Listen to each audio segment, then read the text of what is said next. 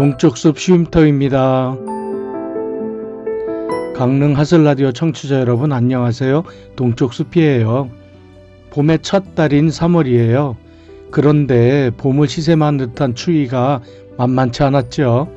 예년과 다르게 기온의 기복이 심한 듯 싶어요. 마치 작금의 우리 사회 현실을 반영한 듯한 느낌이 들 정도였네요. 그럼에도 봄은 봄이라 어김없이 가로수에 꽃이 핀 곳이 덜어 있더라고요. 쉼터에서 2025년 을사년 새해를 맞이하면서 1905년 을사늑약과 을사오적을 떠올렸죠. 그리곤 올해엔 국가적으로 좋은 일이 있을 것 같다고 말씀드린 기억이 나네요. 정말 기쁘게도 그렇게 될 것 같아요. 무엇보다 먼저 남북의 적대적 관계가 해소되어서 한민족의 통일이 당겨지길 기대하게 되네요. 제 개인적으로는 남북 이산가족이기도 해서 더욱 그러하네요. 그래서 3월 쉼터 제목은 초등학교 때 배웠던 우리의 소원은 통일, 노래인 우리의 소원을 그대로 올렸네요. 그리고 저는 금강산에서 이산가족 상봉에 참여한 적이 있어요. 동쪽 숲의 윤슬 같은 이야기는 금강산에서의 이산가족 상봉 그 첫째로 이야기해요. 강릉 하슬라디오 동쪽숲 쉼터 그 21번째 이야기를 시작합니다.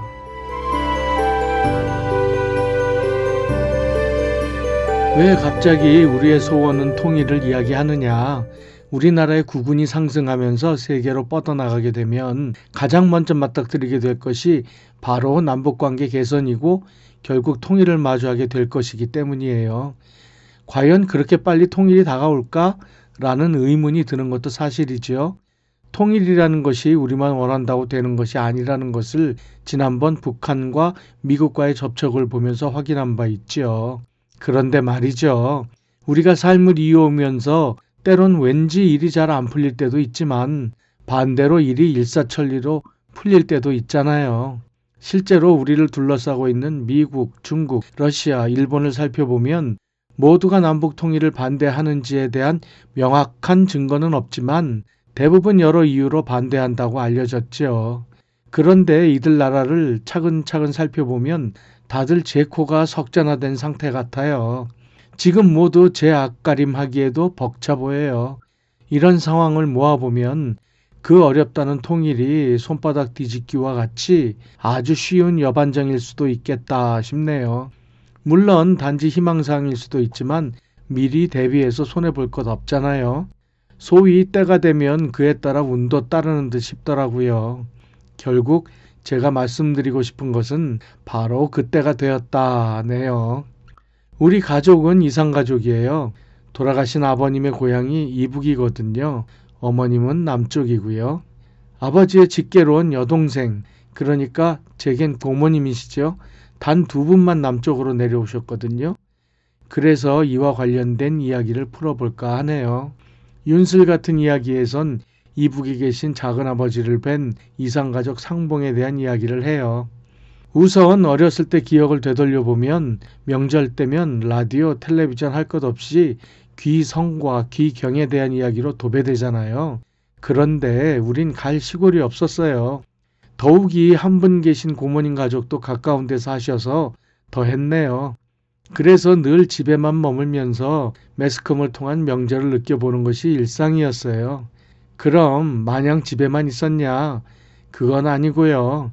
늘 임진각 망배단을 찾곤 했어요. 명절 때면 어김없이 임진각은 인산인해를 이루었네요. 그 시절엔 임진각은 실향민들의 성지였어요. 그런데 지금도 그럴지는 솔직히 잘 모르겠네요. 어릴 때 기억에 남았던 것은 자유의 집 식당에서 양식을 먹은 것이 특히 좋았네요. 그러다가 우리나라가 한번 뒤집어진 적이 있었죠. KBS에서 이산가족을 찾습니다 란 프로그램을 방영했죠.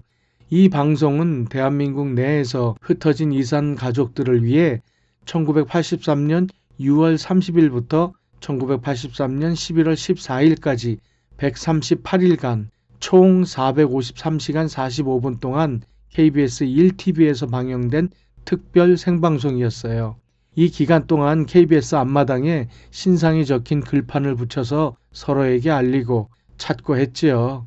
기억나시죠? 기록에는 10만 952건의 이산가족이 신청을 하고 약 절반이 조금 넘는 5만 3,536건이 방송에 소개되어서 1만 189건의 이산가족이 상봉했네요. 아버지와 함께 가서 보기도 하고 방송도 보고 극적으로 찾은 가족의 모습을 보면서 감동하기도 했네요. 이 방송을 보면서 누구나 다 느꼈겠지만 조금 더 일찍 시작했더라면 더 많은 사람들이 생이별하지 않을 수도 있었을 것에 대한 아쉬움이 짙게 밀려들더라고요. 사실 이때가 전두환 정권 시절인데 당시 KBS는 어용방송이라는 오명을 듣고 있었죠. 이 방송을 통해서 공영방송으로서 제 역할을 그나마 하게 되었네요. 아버지의 경우엔 두 분만 내려오셔서 헤어진 가족이 없어 직접적인 관련은 없으셨네요. 하지만 혹시 아시는 분이라도 나오시나 해서 열심히 보셨던 기억이 나네요. 당시 전쟁과 관련해서 아버님께 들었던 이야기가 생각나네요. 북한 고향에서의 이야기예요. 남북이 전쟁 중이니 젊은 남자를 무조건 군대로 끌고 가는 상황이 벌어졌겠죠. 그래서 줄을 지어 서게 했다는데 갑자기 옆줄에선 어떤 분이 여보 그 줄에 서면 끌려가니 이리 오시오 라고 하더래요. 그래서 줄을 옮겨 섰대요. 그랬더니 옮기기 전 그 줄까지 트럭에 싣고 떠났대요. 아버님 말씀이 그때 트럭 탔으면 그대로 죽었을 것이라고 하시더라고요. 줄을 옮기라고 말씀해 주신 분에게 큰 신세를 졌다고 하셨네요. 일면식도 없던 분이셨는데 이런 것이 운명이겠죠. 그리고는 세월이 흘러 결국 남북 이산가족 상봉을 마주하게 되네요. 그 시작은 대한민국과 조선민주주의인민공화국의 적십자사 간의 합의에 의해서 1985년 9월 서울과 평양에서 최초로 이산가족 고향 방문단과 예술 공연 행사가 이루어졌어요. 그러니까 이때는 온전히 이산가족 상봉이 아닌 축하 예술 공연이 함께 개최되었어요. 그리고 본격적인 이산가족 상봉이 이루어진 것은 15년이나 세월이 흐른 뒤인 2000년 6월 고 김대중 대통령과 김정일 국방위원장의 남북 정상회담 이후 바로 8월 15일에서 8월 18일까지 첫 상봉이 이루어졌네요. TV를 통해 방송되는 화면을 보고 감회가 남달랐던 기억이에요. 이산가족 상봉은 제3차까지는 이산가족이 남북을 방문하는 형식으로 이루어졌는데 4차부터는 금강산에서만 이루어졌네요. 이런 형태의 상봉은 1918년 21차까지 이어졌는데 이후론 지금까지 다시 열리지 않고 있네요. 2025년 기준으로 전쟁이 끝난 1953년에 태어난 아기가 만 나이로 72세가 되었어요. 최소 10살로 전쟁을 겪었으면 82세가 되네요. 피난 오셔서 이산 가족이었던 저희 아버님과 고모님도 모두 돌아가시고 다른 이산 가족 분들도 거의 돌아가실 정도로 세월이 흘렀네요. 결국 가까운 시간에 그 자손들만 남게 되겠지요. 언제고 통일이 되면 이산 가족끼리 모이게 되기까지 여러 일들을 마주하게 될 것 같아요. 이어서 동쪽 숲의 윤슬 같은 이야기가 이어집니다.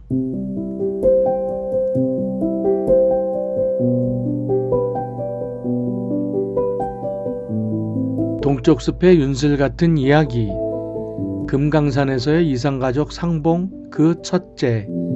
동쪽 숲의 윤슬 같은 이야기는 금강산에서의 이산가족 상봉 그 첫째로 이야기한다. 해당 내용이 길어 두 편으로 나누어 이야기한다. 나는 아버지와 고모님이 각각 따로 이산가족 상봉을 대한적십자사에 신청한 덕에 상봉에 참여할 수 있었다. 이런 기회는 전체 상봉 총 21회 중 제15회로 2007년 5월 9일부터 14일까지 금강산에서 마주했다. 이렇게 되기까지 사연이 있었다. 신청한 사람 중에 쌍방 생사가 확인된 경우 선발되는 원칙이 있을 것인데 컴퓨터로 무작위로 선발한다고 들었다. 그런데 상봉 명단에 선발된 것은 고모님이셨다. 해서 적십자사에 오빠로 바꿔달라고 전화를 하신 모양이다. 오빠가 장손이고 남동생을 만나러 가야 제격일 것이니까. 그런데 돌아온 답은 불가하다는 것이었다. 여러 이유가 있겠지만 절대 안 된다고 했단다. 그런데 고모님이 거동이 불편하셔서 휠체어를 끌 사람이 필요해서 1인 동반할 수 있었다. 원래는 고종사촌 여동생이 끈다고 신청했는데 장손인 나를 오빠 대신해서 같이 가도록 변경했다. 이것은 가능하단다. 이렇게 해서 정말 아쉽지만 아버지 대신해서 내가 고모님과 동행하게 된 것이다. 이렇게 결정되고 나서 본격적인 준비 작업이 시작되었다. 2007년이니까 벌써 18년 전 이야기다. 부분적으로 자세히 기억나지 않는 것도 있음을 미리 밝혀둔다. 고모님네 가족과 우리 가족 모두가 상봉에 관련된 준비 작업에 돌입했다. 안내 문서들에 의거해서 지켜야 할 것, 예를 들어 짐의 개수와 선물 불가 항목 등등과 권고하는 내용, 예를 들면 현금 성격의 달러 1인당 한도 등등을 숙지하면서 그것에 더해 창의성을 발휘해서 준비하였다. 처음 만나게 되는 아버지의 남동생, 내겐 작은아버지와 그 아들인 사촌 동생을 그리면서 선물을 준비하기 시작했다. 정말 혼수물품 준비하듯 거의 모든 생활용품과 의약품, 학용품, 옷감, 시계 등등 목록을 작성해서 갖춰 나갔다. 시계를 선물할 경우 배터리로 작동되는 것은 북한에서 배터리를 구하기 어려우니 지양하고 태엽을 사용하는 시계가 바람직하다는 권고에 따라 실용적인 독일제 기계식 자동시계를 2개 준비했다. 작은아버지 내외 것이다. 의약품이 부족함에 따라 가족 중 약사의 도움을 받아 가지가지 챙겼다. 생활용품엔 후라이팬도 챙겼고 학용품엔 볼펜도 챙기고 정말 상상할 수 있는 거의 모든 것에 준비를 마쳤다. 이 물품을 담아갈 가방도 소위 이민 가방이라 불리는 자크를 2번 열어 담을 수 있는 가장 큰 가방을 준비했다. 더불어 모든 포장은 제거하고 부피를 차지하는 경우 그 안에 작은 물품을 담는 식으로 최대한 공간을 줄여 가장 효율적으로 담았다. 준비한 모든 물품에 번호를 붙여 목록을 작성하고 해당 물품에도 번호를 붙여 헛갈리지 않도록 했다. 의약품의 경우 설명서와 함께 비닐 포장하여 부피를 줄였다. 다른 물품들도 사용상 주의사항이나 매뉴얼도 빠짐없이 챙겼다. 시계와 같은 귀중품은 따로 들고 가도록 했다. 이렇게 준비를 마치니 이 가방을 풀면 다신 그대로 재포장할 수 없을 듯 싶었다. 마지막에 내 남동생이 소니 휴대용 비디오 카메라를 주면서 만일 작은아버지께 드리게 될 상황이면 주고 와도 된다고 했다. 고마웠다. 전부 알뜰하게 포장한 가방의 무게는 장정이 들기에도 버거운 수준이 되었다. 이상가족 상봉단은 속초에 있는 설악 하나 리조트에 집결하게 되어서 하루 전날 우리 가족과 고모님 가족이 속초로 모여서 여러 가지 이야기를 나눴다. 함께 가지 못하게 된 아버지로부터 작은아버지께 묻고 싶은 말씀과 이야기를 많이 듣고 기록했다. 그중 첫 번째로 언급하신 것이 족보와 관련된 것이었다. 아버지가 북한 집을 떠나기 전 집안의 족보를 항아리에 담아 마당 한 구석에 묻으셨단다. 곧 돌아오면 파낼 것이라 하고 아버지의 어머님도 보셨다고 했다. 그 족보가 어떻게 되었는지 물어보라 하셨다. 이윽고 하나콘도에 입소해서 사전 교육을 통해 필요사항과 절차 등을 확인했다. 이 중에 기억에 남는 것은 현찰에 관한 이야기다. 권고사항이라고 말씀하셨지만 지켜주셨으면 하는 마음이 가득 담긴 이야기였다. 북한 가족에게 전해줄 돈은 달러였다. 최대 500달러까지라 했다. 그중 절반 250달러는 북한 당국이 가지고 나머지 250달러만 가족에게 전해진다 했다. 더 주고 싶은 마음에 1000달러를 주면 가족에게 전해지는 돈도 그 절반인 500달러가 되냐? 그건 아니란다. 가족에겐 단지 250달러만 주어지게 된단다. 그러니 500달러 이상 주는 것은 북한 당국에 그 귀한 달러를 주게 되는 것이니 제발 그만하시라고 거듭 말씀하셨다. 우린 그대로 잘 지켰다. 그런데 출발 예정 시간이 다 되었는데 지연되었다. 들리는 소식엔 상봉이 불가할 수도 있다는 것이다. 결국 예정 시간을 지나 출발하게 되었고 고모님을 모시고 버스에 올라탔다. 그리고 우리 쪽 군사 분계선을 지나 북쪽에 들어서면서 창문에 전부 커튼을 쳤다. 군사시설을 촬영한다고 해설한다. 이윽고 버스에서 전부 내렸다. 앞엔 공항 검사대와 같은 시설이 있었고 이를 통과한 후 금강산에 도착했다. 이윽고 남북 이산가족의 첫 만남이 이루어졌다. 작은아버지를 처음 만나게 되는 자리였다. 특히 고모님과 작은아버지와 교감이 이루어지는지가 가장 궁금했다. 그런데 두 분이 대면하신 것이 아닌가. 참 당혹스러웠다. 이거 뭐지? 했다. 그러다가 1분쯤 지났을까?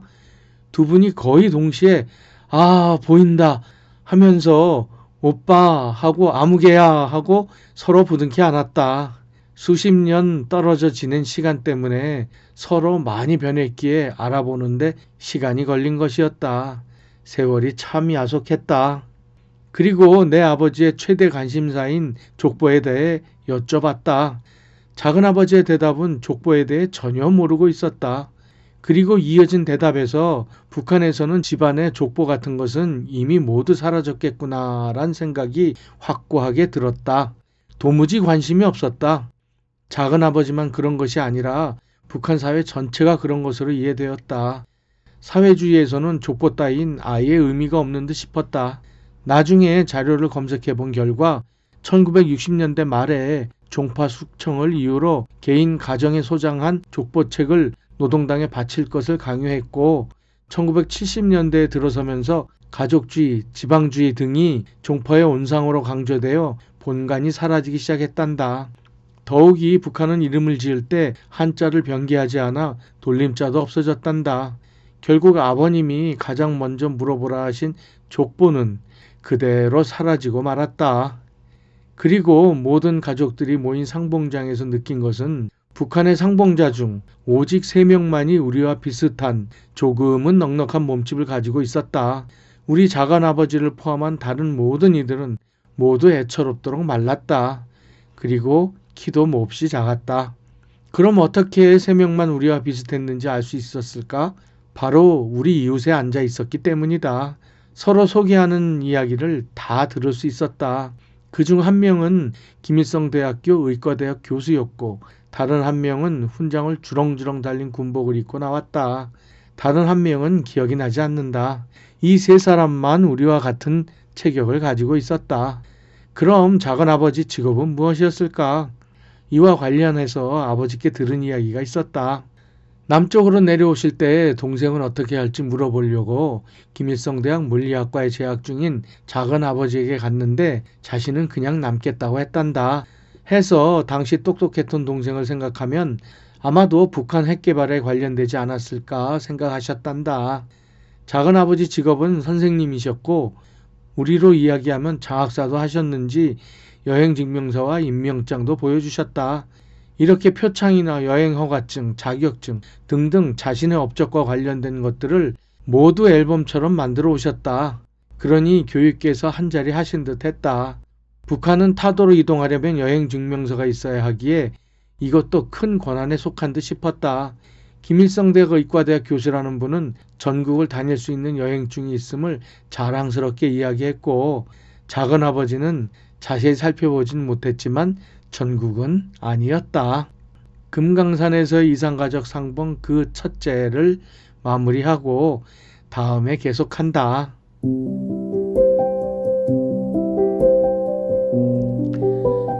18년 전에 만나 뵈었던 작은아버님은 이젠 헤어졌던 형과 여동생 모두 이 세상이 아닌 곳에서 만나고 계시겠죠. 그때 처음 본 사촌 동생은 별일 없으면 지금도 잘 살고 있을 것이고요. 그나마 한번 만나본 적이 있으니 지금 만나도 알아는 보겠죠. 모르죠. 작은아버님과 고모님처럼 일분이 필요할지도 모르겠네요. 이산가족이라 말하지만 너무 단절된 기간이 길어서 과연 서로 잘 융화할 수 있을지 걱정도 되네요. 그래도 가족인데 서로 끌리는 그 무엇인가가 있겠죠. 순리에 따라 이루어질 일에 쓸데없이 걱정을 끌어다 하진 않으려 하네요. 곧 다가올 그때를 기대해 봅니다.